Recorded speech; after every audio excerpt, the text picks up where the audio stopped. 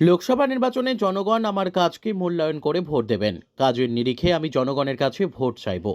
শনিবার গোমতী জেলার সাংগঠনিক বৈঠকে অংশগ্রহণ করে এমনটাই দাবি করলেন সাংসদ বিপ্লব কুমার দেব। এদিন তিনি বলেন, মোদি মানে বিশ্বাস, মোদি মানেই বিকাশ। মোদির প্রতি আস্থা স্বরূপ বিভিন্ন দল থেকে বড় মাত্রায় বিজেপিতে যোগদান করছেন।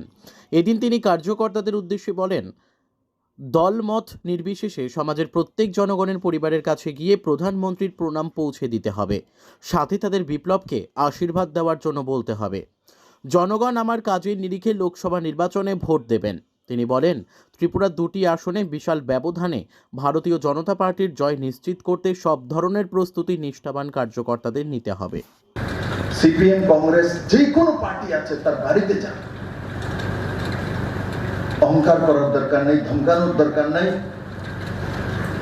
জাত পাত পন্থ পার্টি নির্বিশেষে মাননীয় প্রধানমন্ত্রী বলে দিয়েছে যে প্রত্যেকটা ঘরে আমার বিজেপির কার্যকর্তা গিয়ে যাতে আমার প্রণাম জানায়, যে আমি ওনাকে প্রণাম জানিয়েছি। বলেছেন তো, যারা দিল্লিতে গিয়েছে জানেন, মাননীয় প্রধানমন্ত্রী বলেছে যে গিয়ে আমার প্রণাম সমস্ত পরিবারকে দেবেন, শুধু বিজেপি নয়, যে কোনো পার্টির, যে কোনো পন্থের, যে কোনো দলের। ওর সঙ্গে প্লাস করে আমি একটা কথা বলতে চাই,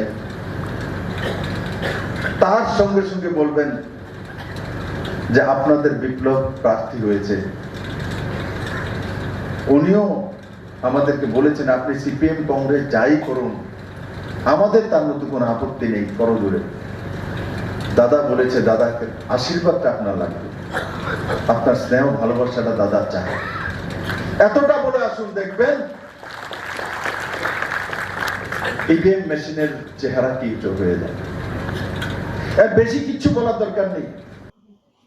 bureau report, news daily Bharat.